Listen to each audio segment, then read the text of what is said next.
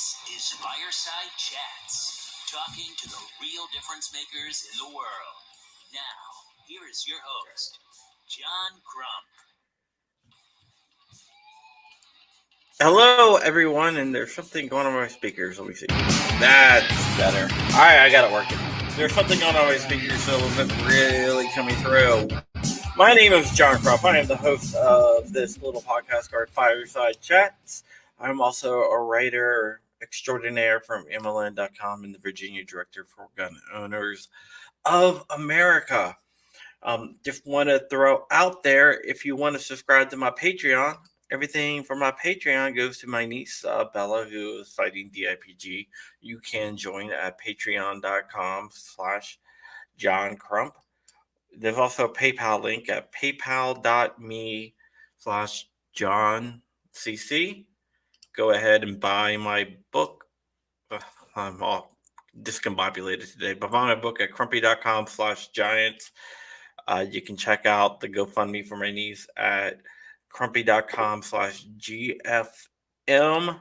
If you go to podcast.crumpy.com, you can get the audio version of this coming soon to podcast things everywhere. All right, since I'm so discombobulated today, let me go ahead and just bring on our guest.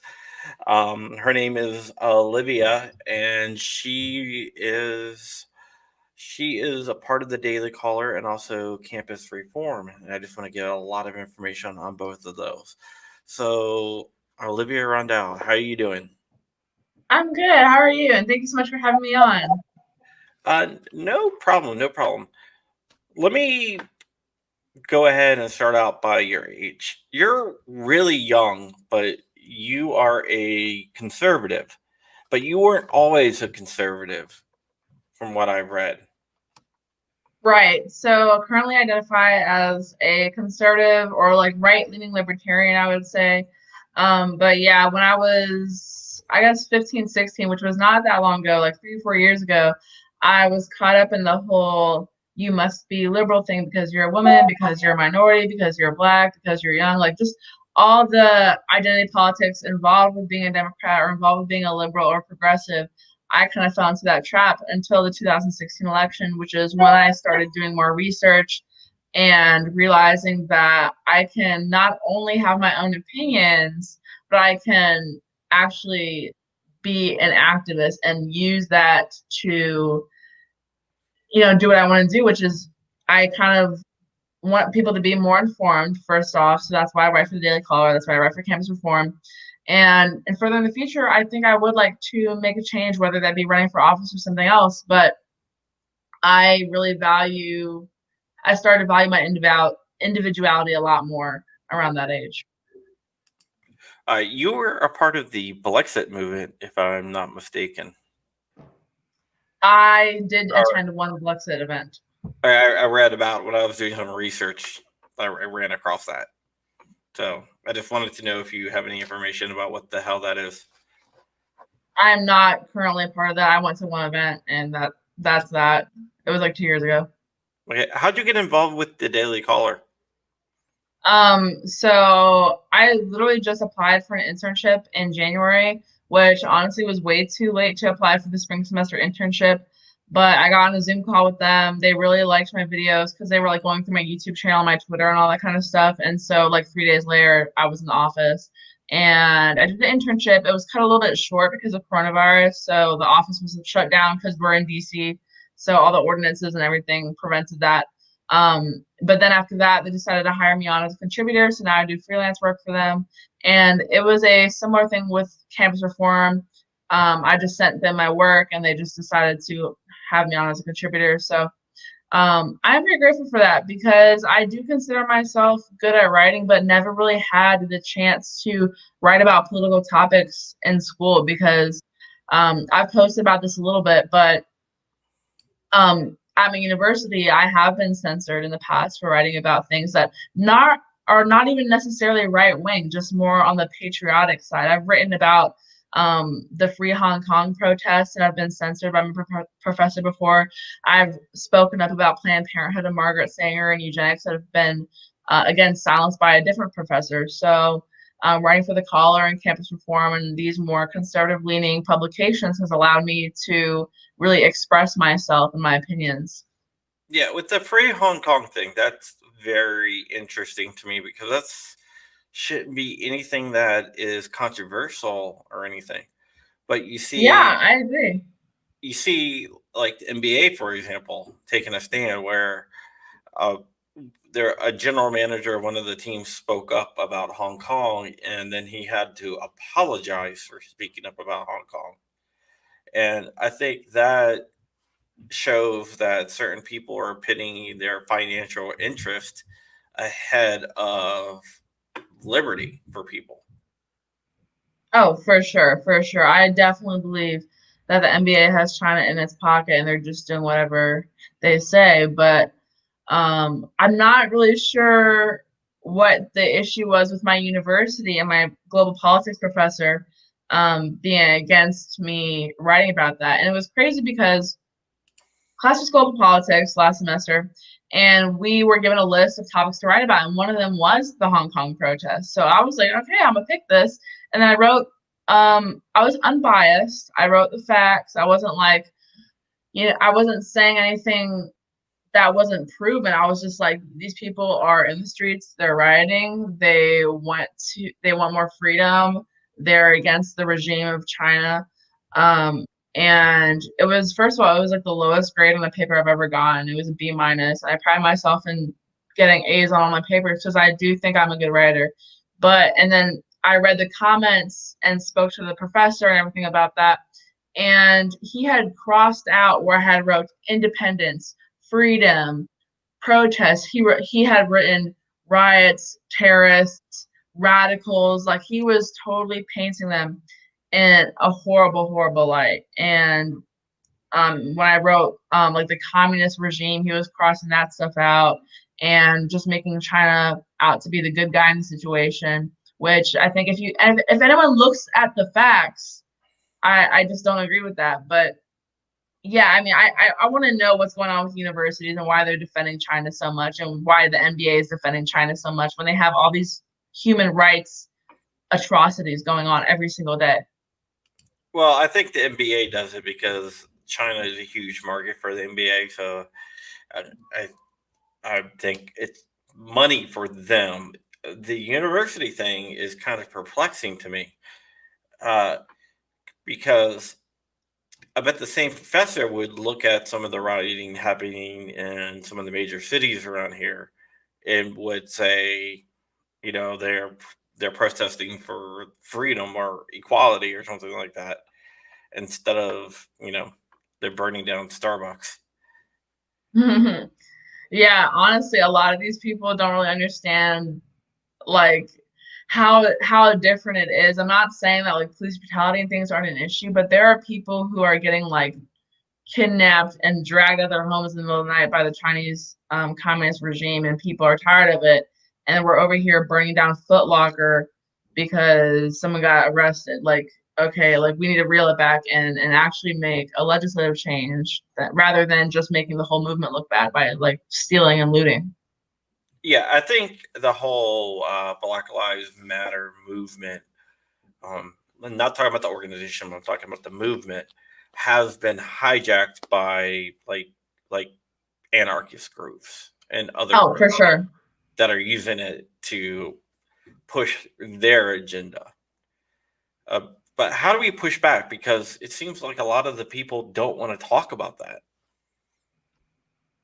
Right. So I've been talking about that lately a little bit on Twitter, where I'm like, I completely agree with the phrase that Black Lives Matter. Why would I not think that my life matters, that my family lives matters? I agree. Black lives do matter. What I don't agree with is the Marxist organization behind the movement. So when you go to the BLM website, they're talking about disrupting the nuclear family, disrupting capitalism, disrupting private property rights. Like, this has nothing to do with Black people. This is not specific to Black people. And if you go and look at history, think two things that benefit Black families in America were free market capitalism and nuclear families. So I want to know who really is funding this, who really is behind this, if they actually believe what they're saying. Because if you look at history, if you have any type of historical knowledge, on American descendants of slavery in this country, you would know that this is completely false, completely counterintuitive. So what I would like to know is who is funding this movement to make the rest of us look awful. Honestly, it just makes the whole anti-police brutality movement look like a bunch of communists and Marxists, and I hate it. Okay, yeah. Ray Blankenship thinks it is the university who's bringing in Chinese students, and that's why he probably sides with mainland China on that. I hate to go back to that after we got off the topic, but um, that just blows my mind. Uh, Especially for professor. Do you think it's because he's? I hate to say the word communist, like because I hate to you know, be like a McCarthyism in universities, but I do think a lot of professors are Marxist. Do you think that there's a chance that he might have been a Marxist or a Maoist? Honestly, I don't think so because while he was denying the blame on China, he was talking about how he was not a communist. Like we did have a class conversation about it. I don't know what he does identify as. He's not even American. He's not an American citizen. He's Japanese. So I don't think he's like registered to vote or necessarily cares about American politics or the definitions that we have for it. But in his mind, he's not a communist. All right. Did you ever ask him why he crossed those off and wrote like rioters and looters or whatever, terrorists? No, I honestly, it was my final paper. I didn't really want to rock the boat anymore, and I wanted to keep my A in the class. So I was like, okay, is there a reason for my grade being this bad? And then he was just like, oh, okay, this was wrong, this is wrong, this is wrong. They're rioters, protesters, whatever. And I was like, okay. I honestly, I don't, I guess I regret not fighting a little bit more, but I also didn't want to get in trouble. And every time that I post something about my school or do anything like that on Twitter, which I did, I literally posted the grade and the results on Twitter. My coach gets mad at me because I'm not supposed to talk about my school and politics on the same place. So I didn't want to make that happen again. Yeah. Your coach, you are a wrestler. Correct. That is a tough sport. Yeah, a little bit. I did that. I did. Then I went into Brazilian Jiu-Jitsu and stuff like that. But yeah, wrestling is tough. And you're not just a wrestler. You are a accomplished wrestler. I'm okay. I did BJJ first too, and then the reason I started wrestling was because I wanted to add on more martial arts to my MMA portfolio. Because before BJJ, I was a black belt in Taekwondo, yellow belt in Krav Maga. Then I got my blue belt in BJJ, so I was like, let me do wrestling so I could be the next Ronda Rousey, who was my idol back in the day. And then I started wrestling when I was a freshman in high school, and just I never really looked back. I was like, this is a sport that's made for me, and so I just continued from there. Now, who were you? Who were you under in BJJ?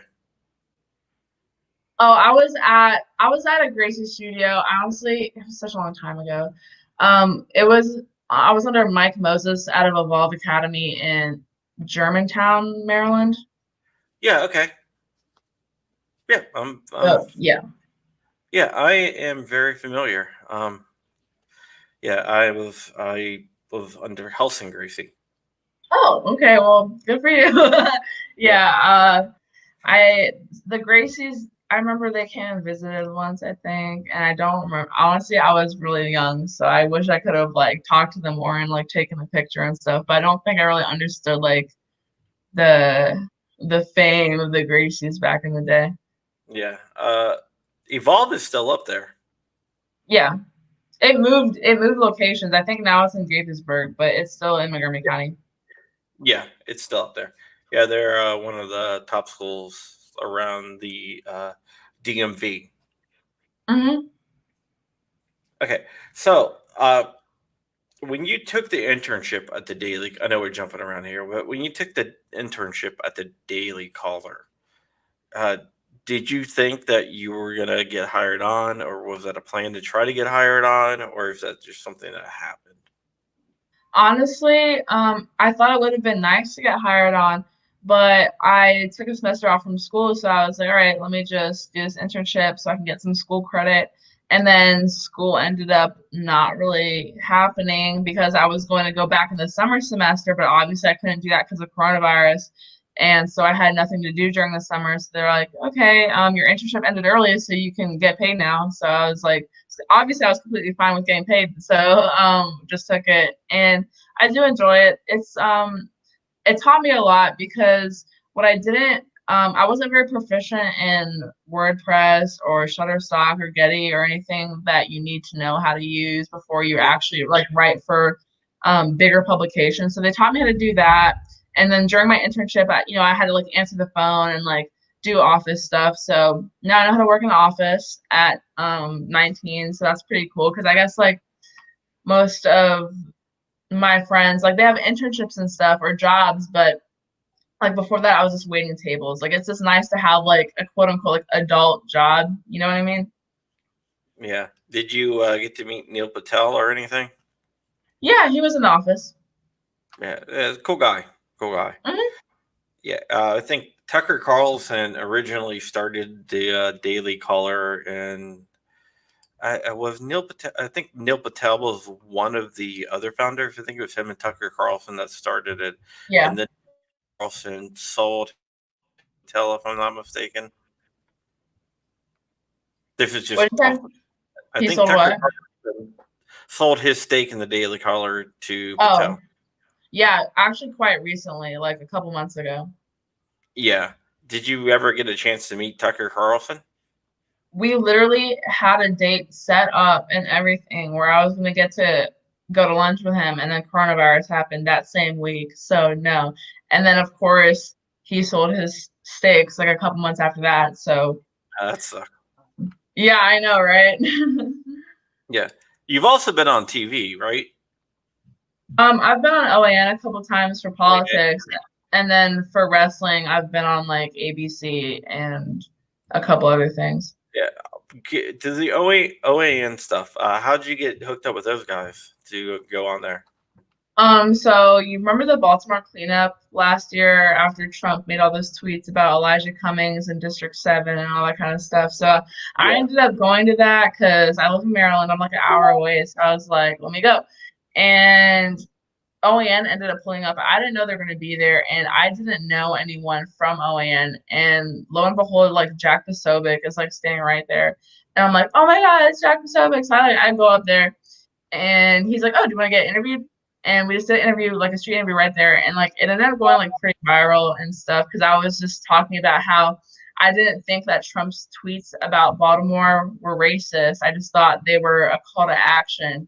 And there we were out doing this action, cleaning up Baltimore. So that was basically my argument. And then after that, I was talking to Chanel Rion, who was brand new at OAN at the time. Now she's like a hot shot White House reporter. I love her. I'm so proud of her. But I was talking to her. She gave me her information. And so like a month later, she had me in the studio to talk about, there was a New York Times leak about a year ago where they were just saying, we're going to jump on the racist train so hard, just call Trump racist, racist, racist, racist to try to distract from the DNC. So that was an actual memo that came out in the New York Times. And so they had me on to talk about that at OAN.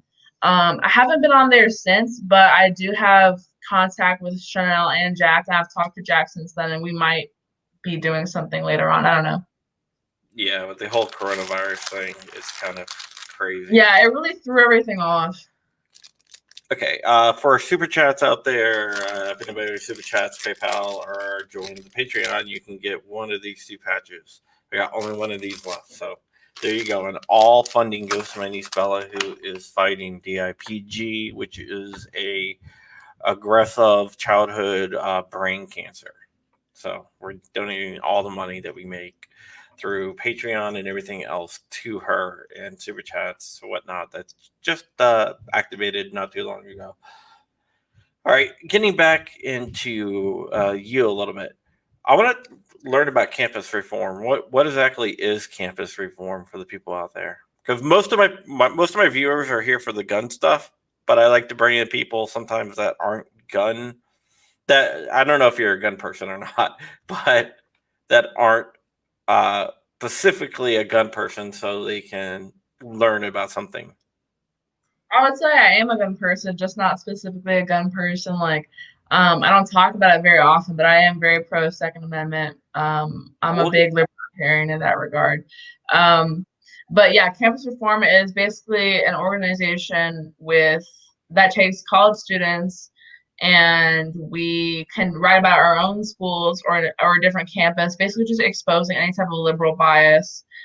So what I've written about was schools like withholding funding from conservative groups, or professors or school presidents being caught in like fraud or bias, or anything that would affect students, especially conservative students, in a disproportionate way. Just trying to shed light on how a lot of these college campuses are kind of communist at heart. And I guess we already talked about that a little bit, but our goal is to try to expose a lot of this corruption going on school campuses. all right. How do we fix that?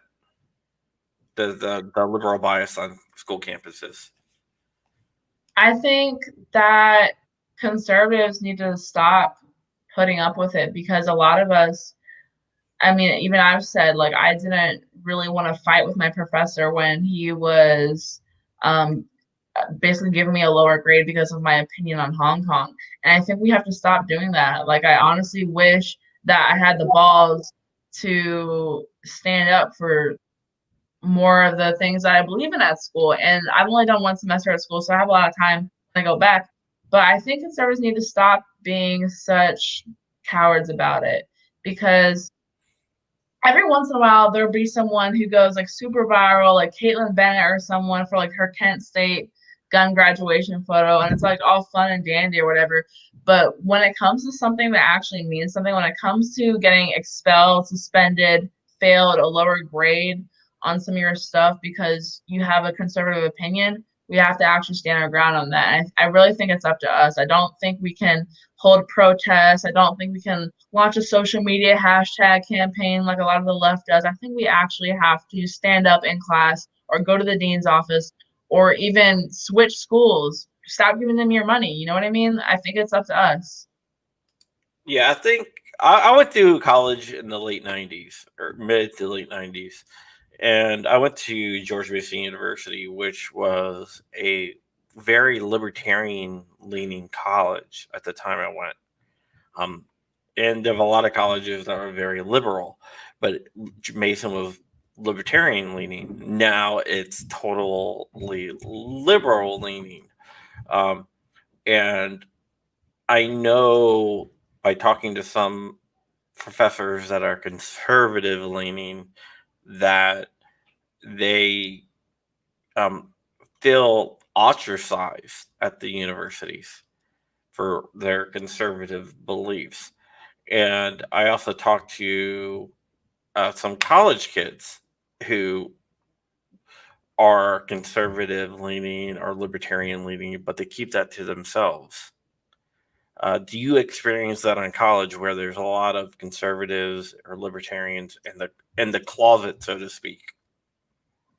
Honestly, not really. I don't think my campus is very conservative at all. So if there are conservatives on campus, they're very much in the closet. I did go to like one or two college Republicans meetings there, and there was like 12 people there, and they were completely incompetent, and I'm sorry to say. But I remember asking the chair lady, chair girl, chairwoman, whatever.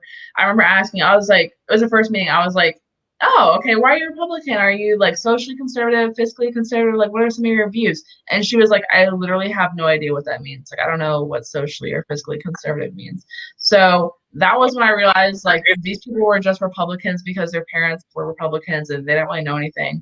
And they were also talking about like having like a Turning Point USA chapter at the school. So I was like, all right, I'm out of here.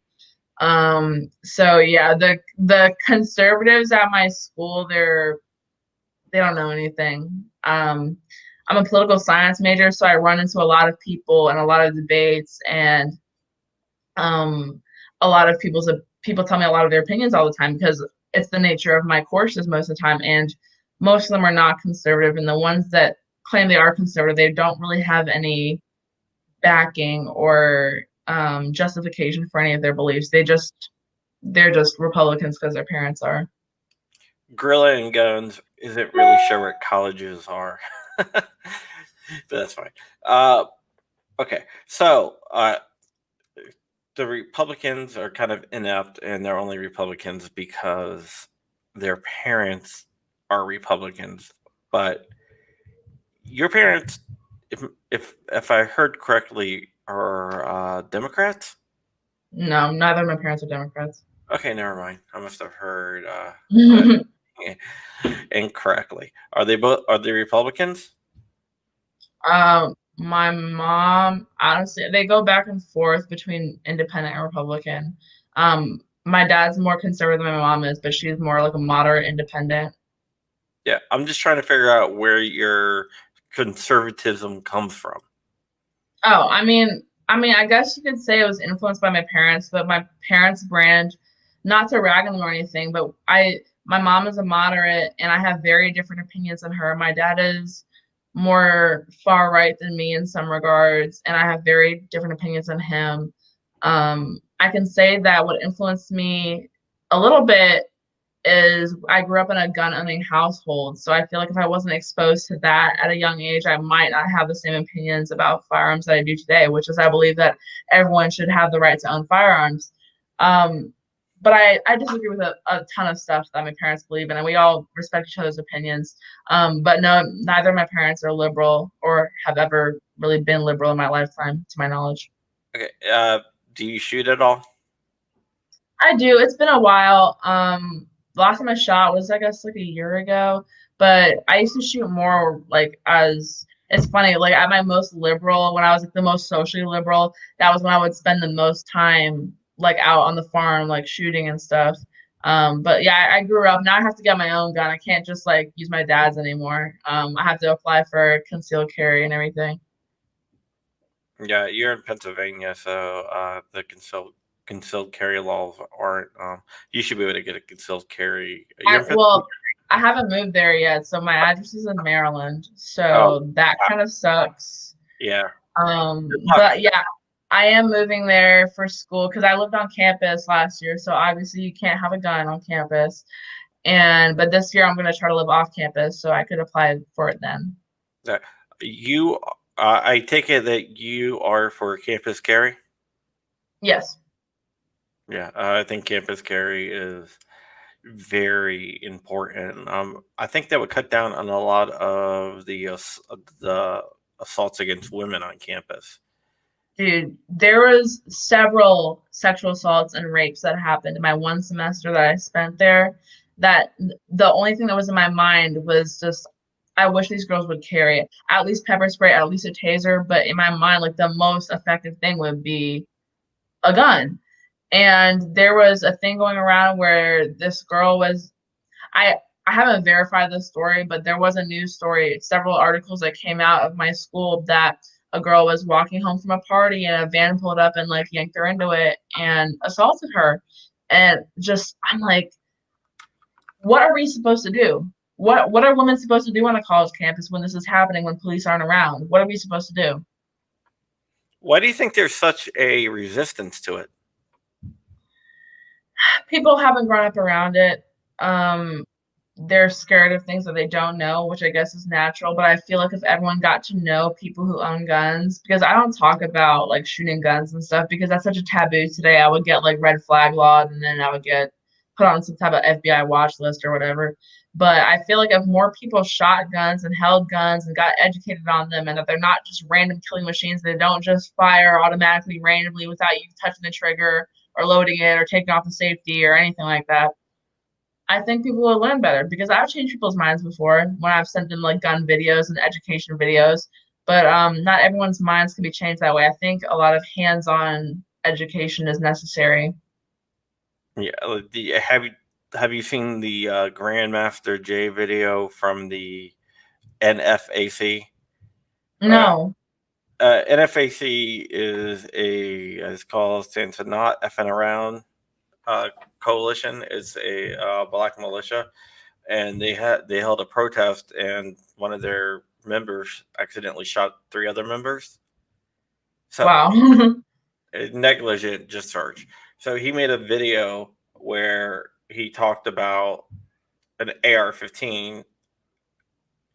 Everything he said in it was completely wrong, and he talked about how soldiers die every day in basic training because AR-15s just go off without having your finger on the trigger, and it was ridiculous. Well, that's false. Yeah, when Yeah, you're we talking need education desperately. yeah, but and he's like the leader of this group. But when you're talking about the finger on the trigger, it just made me flash back to that because they sent me a message today saying I shouldn't have opened my mouth. I'm like, okay, Oh my God. What are they going to threaten you? I guess I was like, okay, well, since I know how to load an AR on me, I think you're safe.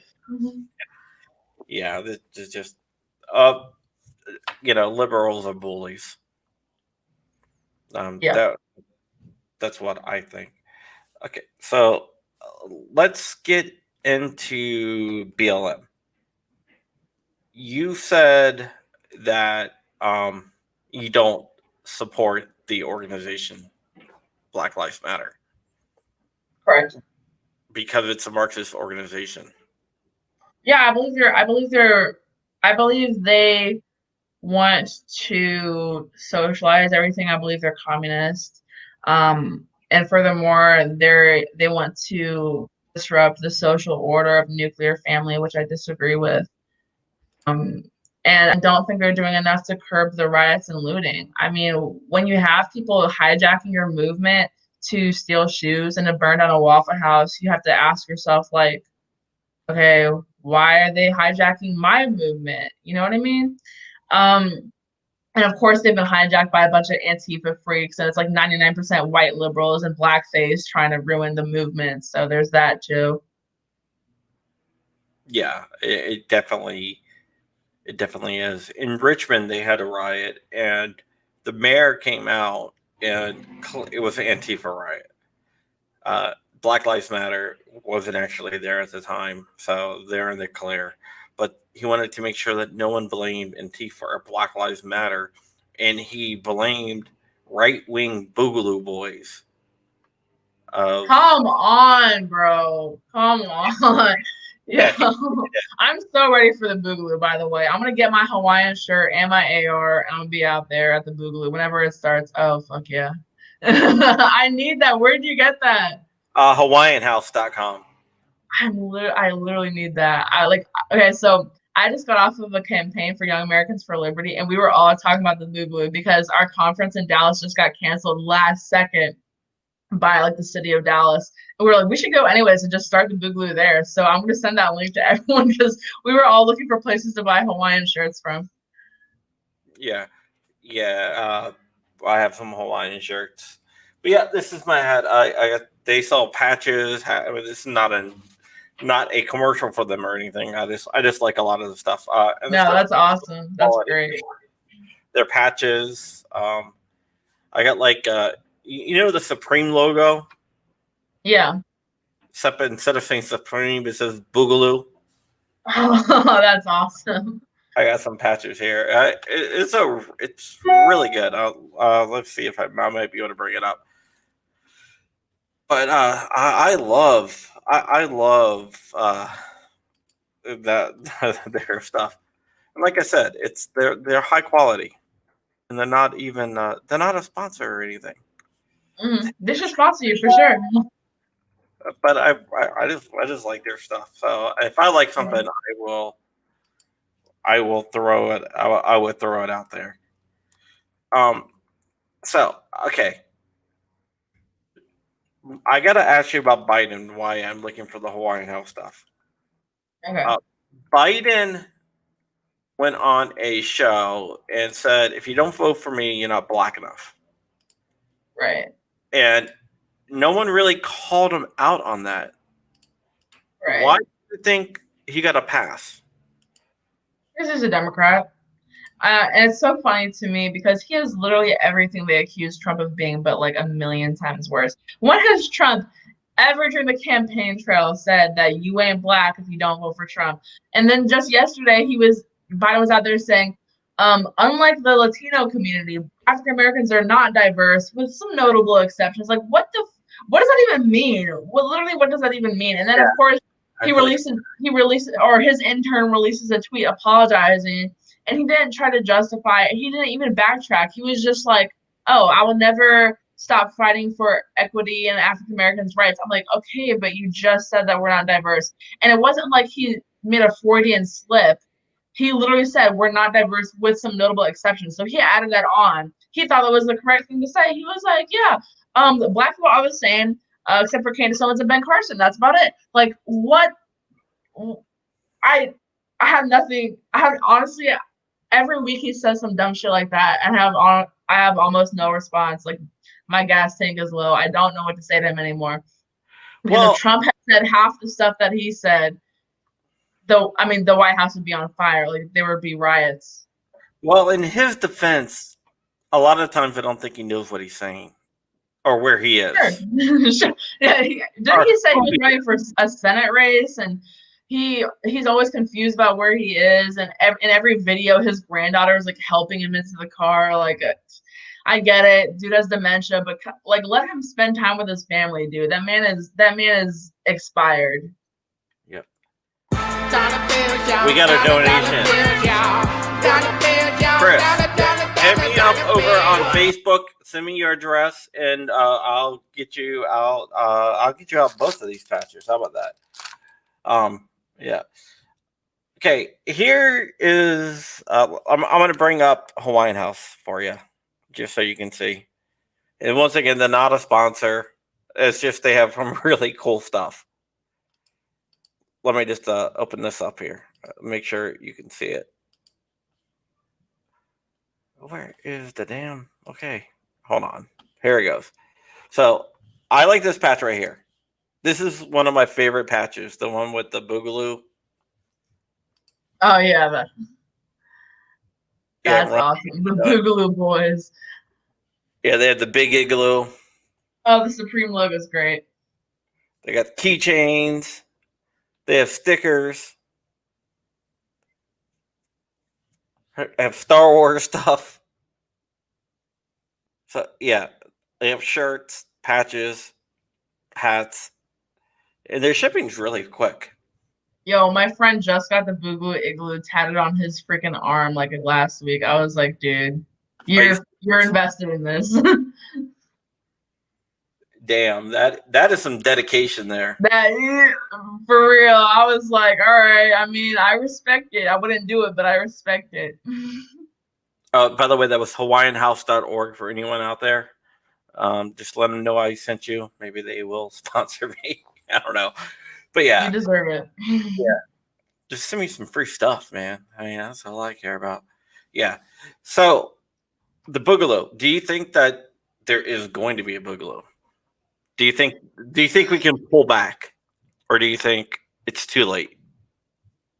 I don't think it's too late yet. I think the tipping point, it might be the pedophile stuff. So let's say if Ghislaine, or however you say her name, if Ghislaine Maxwell ends up hanged or suicided, then I think there's no going back. Like, if these pedophiles walk, there's no going back, because that'll just show that the government is protecting these pedophiles.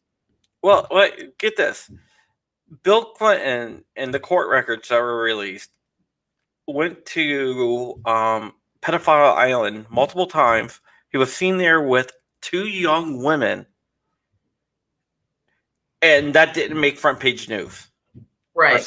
So, but a lot of people don't know that. So I feel like if it becomes even more obvious than that, if it is obvious that the government is protecting Maxwell just like they protected Epstein, I think, I don't know, dude. Protecting Bill Clinton, at least. That's true. That's true. Because he's named in all this stuff, and they're like, well, let's not report on that. You know. Yeah. I have no death wish, and I have zero information that will lead to the death of Hillary, or the death or incarceration of Hillary Clinton. So, just putting that out there. Well, I think we should tell Hillary Clinton that the coronavirus has some dirt on her. Like, And the coronavirus has dirt. cleared up within a month. Coronavirus, Just like that, it's weird. done. Over with. Yeah, I mean, I'm not a conspiracy theorist, but when you have close to 100 people that said they had dirt on you commit suicide, there might be something there. And like the suicide is like they commit suicide by shooting themselves twice in the head and dragging themselves into a ditch. Like, come on, dude. Come on now. I don't even think you're not a conspiracy theorist for believing that. You're just a fucking realist. Like, why? How do they expect us to believe that? Because they expect to believe anything that they spoon feed us. People are dumb. Most people will believe it too, I guess. Yeah, most people don't do any research or look into stuff for themselves, which is sad. But you are a journalist, and I'm a journalist, so that's what we do. Yeah, I try. Yeah, we look into things, which is more than a lot of people. I don't know. I just think that people don't take the time. They just read the headlines.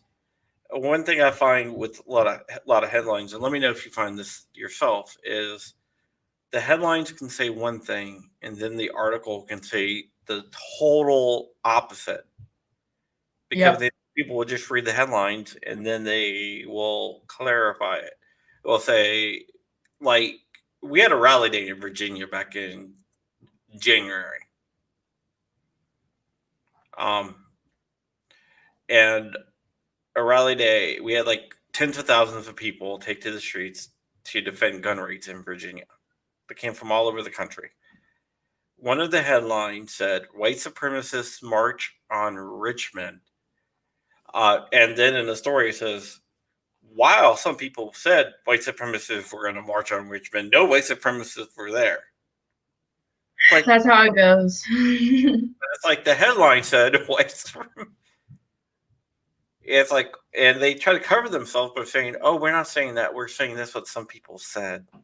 Right. I've definitely fallen victim to that too. Like sometimes I'll see an article and I'll retweet it and without reading it, and then I'll read it. I'm like, wait, that's not even what's going on here. Yeah, they do that a lot with studies too. Like they'll put out a study. Yeah.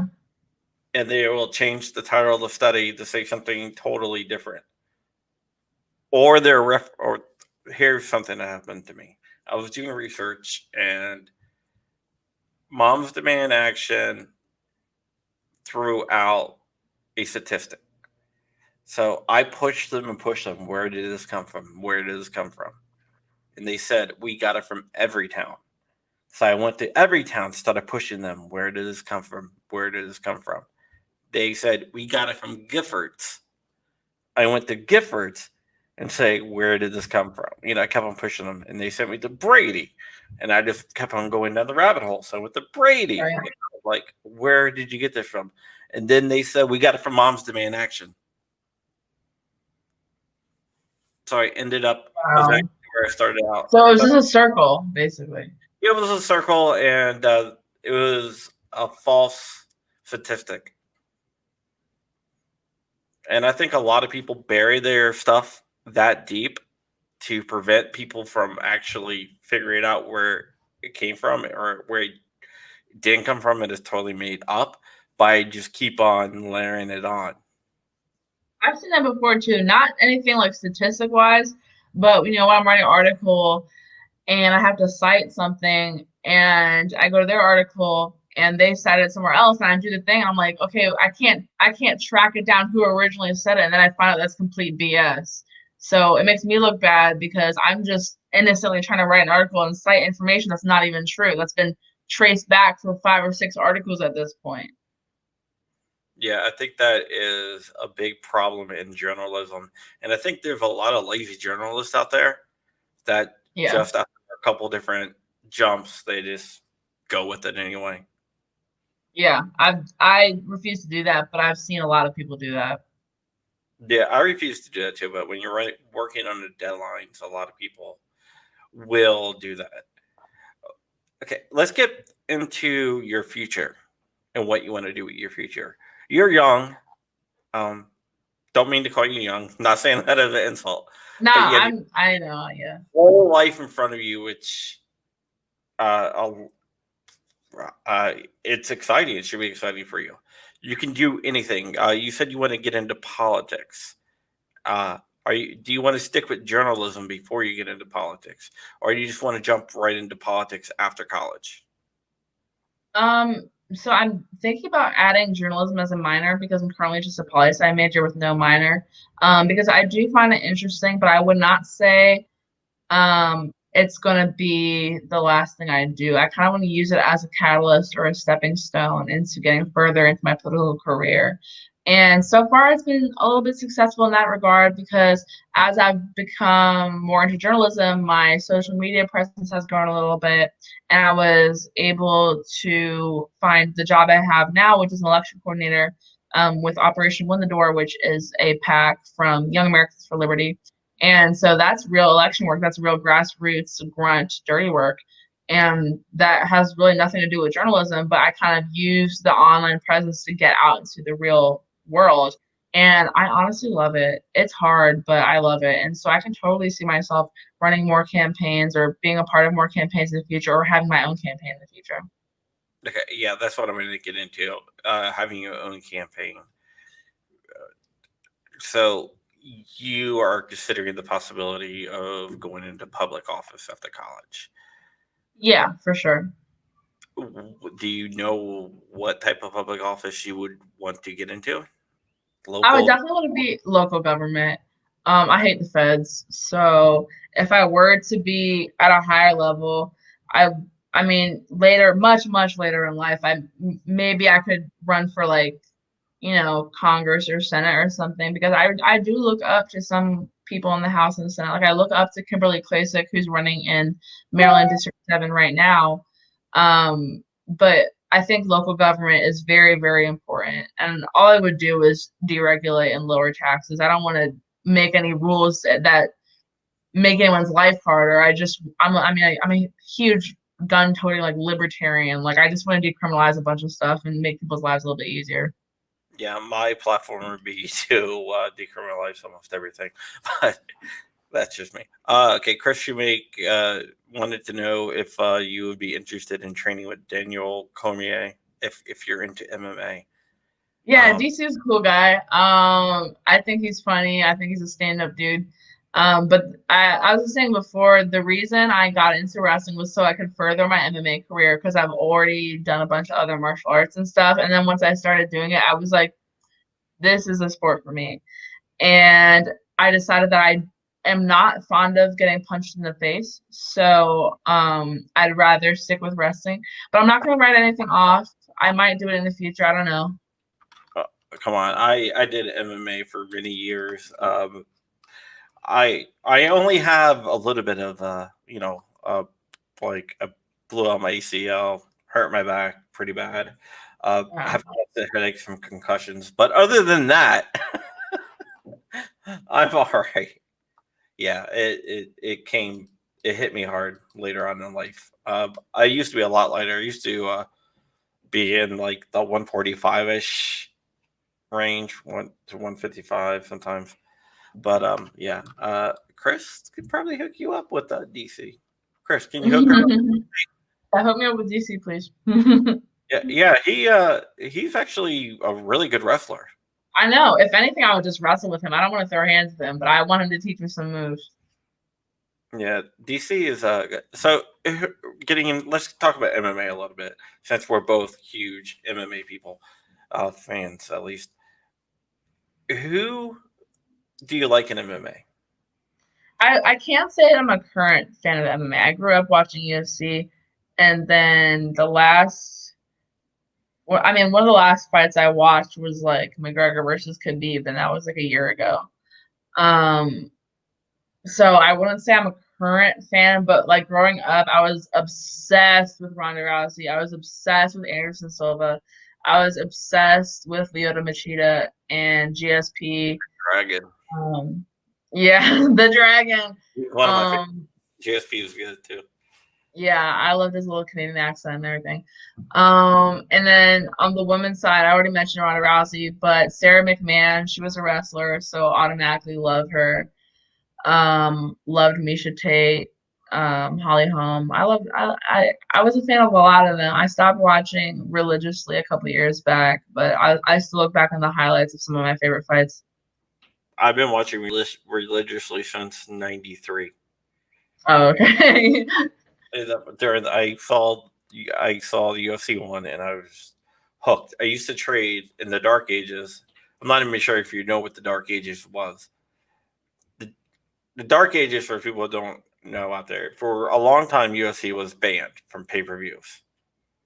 I didn't know that. There was no pay-per-views, nothing. It was illegal in most states. So, like Colorado was like one of the only states. So, how you would watch it is, they would videotape it and trade. So Chris Shoemake is offering you to get you connected with DC. Dude, email me, please. Like, send me a message.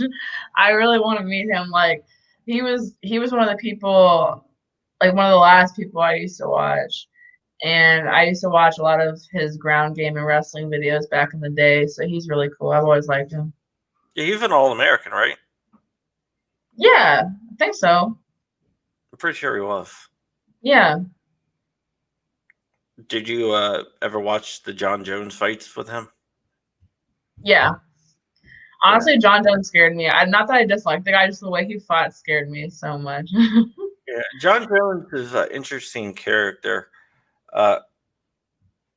Supremely talented. Yeah, for sure, yeah. But has the ability just to screw things up. Not in the ring, not in the octagon, but outside the octagon. Whether it's like failed drug test or wasn't he getting like DUIs and failed a drug test and all that kind of stuff? He failed 3 drug tests. Oh god. The one person I do not like and will never like, I've never liked Conor McGregor. I'm sorry. I've never liked the Notorious. Don't like him. I think he's an asshole. Yeah, makes him lovable. No, he's just an asshole. When he was like throwing shit at the bus and like what did he throw through the bus window?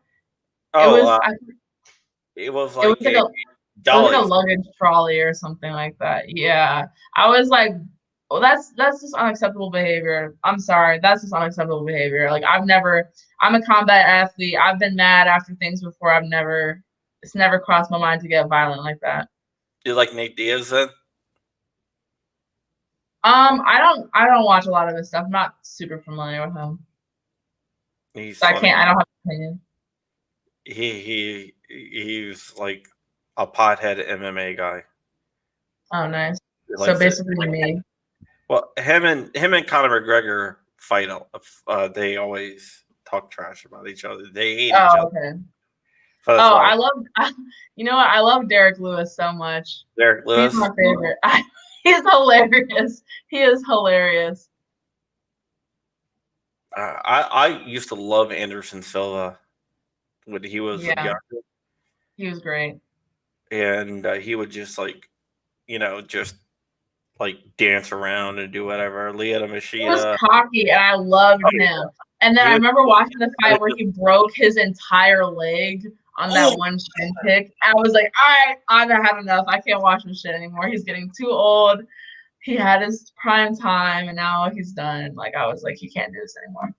I remember Anderson Silva fighting Forrest Griffin. And Forrest Griffin. He was throwing everything at him, and Anderson Silva was like...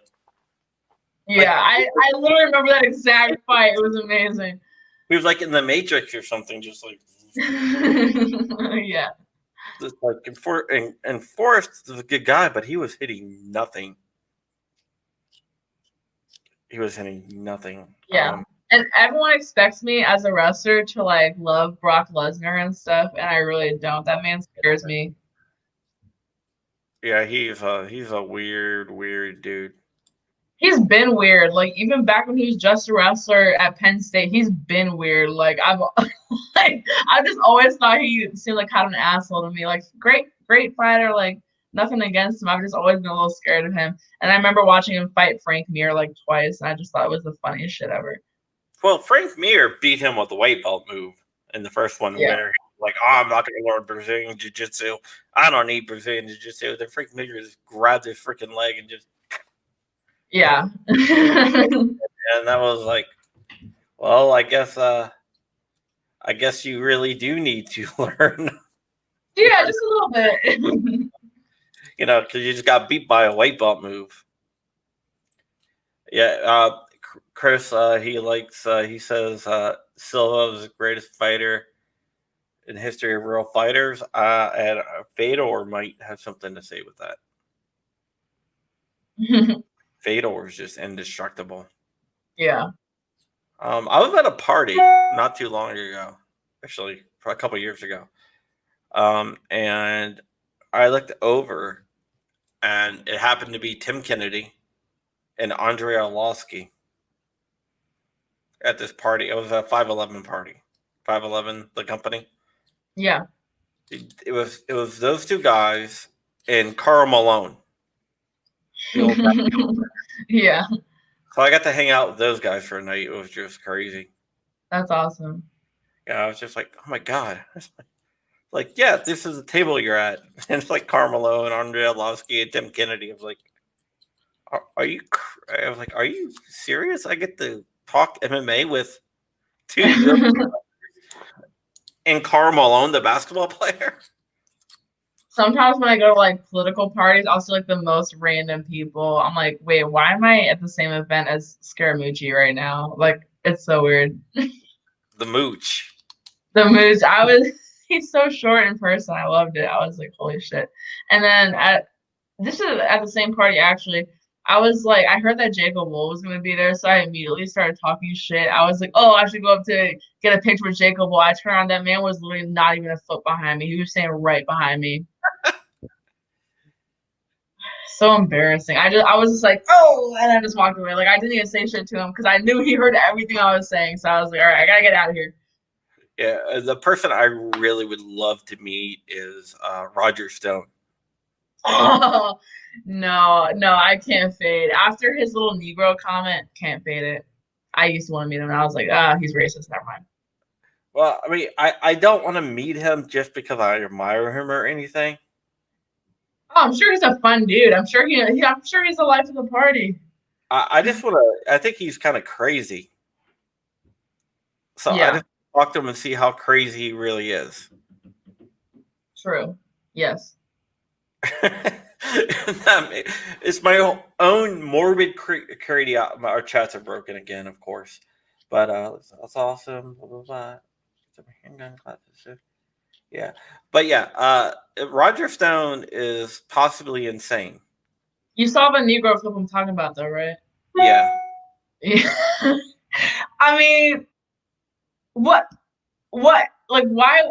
I just don't understand. Maybe it's like an old white people thing where they just like can't help themselves. But I really thought that we were past the whole calling people Negro thing. I really thought we were past that as a nation.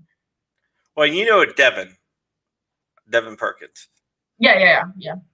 We were down in Richmond. I'm sitting there with him, and he's being interviewed by Wired magazine. One of the left-wing reporters from Wired, right? And he's asking about, how do you say? He said, with all the white people around you with guns, being colored, do you feel you're in danger? Colored. And Devin is like, looks over at me. I'm looking at him like, and he's like, no. He didn't call him out. Like, when he walked campaigning in Missouri for the last month, I've heard so many terms that I did not know people still use to refer to black people. It's actually insane. It's like a little pocket of, it's just 1950s. People called me colored straight up, and they weren't even trying to be offensive. And then people also did call me the N word, and they were trying to be offensive. So I was like, am I gonna get more mad at the slur or just the outdated term? You know what I mean? Yeah. I think people, I don't know, people use. I'm not a big fan of racist people. Not a fan. Yeah, me neither. Not a huge fan of people that hate me. Yeah, I'm not. I'm not. I am not a fan of. Yeah, it just doesn't do anything for me. I'm glad the racism doesn't appeal to you. Yeah, but the only reason why I want to meet Roger Stone is, and I don't know if he's racist. I just think he's crazy. Yeah, it's possible. I They mean, sometimes go hand in hand, though. yeah, it's true. True. Like, I can't tell if Joe Biden's racist or crazy. He might be both. Well, I heard he's gonna appoint Corn Puff to I mean, secretary. Corn Pop? Corn Pop. That's what it is. He was running them streets. Corn Pop was the biggest pimp on the block, according to Joe Biden. He had a straight razor, like he's out of like the West Side Story or something. Joe Biden was acting like it was blood versus Crips. Like, it's unbelievable. Unbelievable. My favorite Joe Biden quote is when he's talking about kids, and he's like, "And the kids used to sit on my lap, and I love little kids when they sit on my lap." Did you see the one where he was talking about how little kids used to stroke his leg hair? Yeah, it was the same clip. Oh, okay. Yeah, here, watch the hair stick. What is he talking about? I criticize a lot of Trump tweets because he says a lot of dumb shit, but I don't know. At least I know what he's talking about. I know what Trump is talking about. I don't know what Joe Biden is talking about half the time. Yeah, my favorite Joe Biden moment is when he was doing a live stream and he walked off. Oh yeah, that wasn't even that long ago. That was like a couple months ago. Yeah, it's like where the hell is he going? He just didn't know. and they switched to the Biden for whatever. That's why his granddaughter is literally escorting him everywhere because he does not know where he is or what he's doing. He is the Weekend at Bernie's candidate. Yeah, I keep saying that RBG is already dead and they're just Weekend at Bernie's her. Like, every week they're like, oh, she's in chemotherapy again. She's been admitted to the hospital. I'm like, dude, let that woman rest. Let her rest. I commend her. Whatever. I'm not a Democrat, but I give her props for sticking it out. But come on, dude, let her rest. She is expired. She is on her last leg. I mean, a couple years ago, she fell asleep at the State of the Union. Yeah, and now she's literally in the hospital every other week. I mean, she's gonna get corona. Like, what's even happening? I swear to God, she's already dead, and they're just hauling her body around. I saw her on TV the other day, and I noticed that it looked like her arm went up, and it looked like there was a stick attached to it.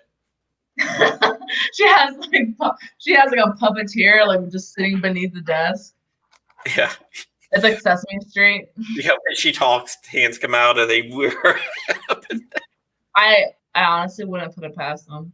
I believe it 100%. That's the conspiracy I believe in. I believe RBG is already dead. God rest her soul. Yeah, they've been trying to sanctify her or something with movies and everything else. I don't know. I mean, I appreciate her as a woman on the Supreme Court, very accomplished. I don't hate the woman. I'm just like, why are they dragging this out longer than it has to be? Like, this is about an old woman's health at this point. It's gonna happen. I mean, do you think she can make it another 4 years? Honestly, there's no way. That's what I'm saying. Like, let her spend some time with her family, for Christ's sake. If Biden wins, I'm pretty sure she will retire the day after his inauguration. For sure. If Trump wins, Biden's not gonna win. You don't think he's gonna win? I go back and forth, but it's either gonna be Trump winning or it's gonna be very close. But I can't see Biden having a landslide, but I can see Trump having a landslide. Okay, final two questions. If Trump wins, Do you think there's going to be riots? Yeah, for sure. And if Biden wins, do you think there's going to be a boogaloo? Maybe. I mean, if there is, I'm gonna be there. But yeah, maybe.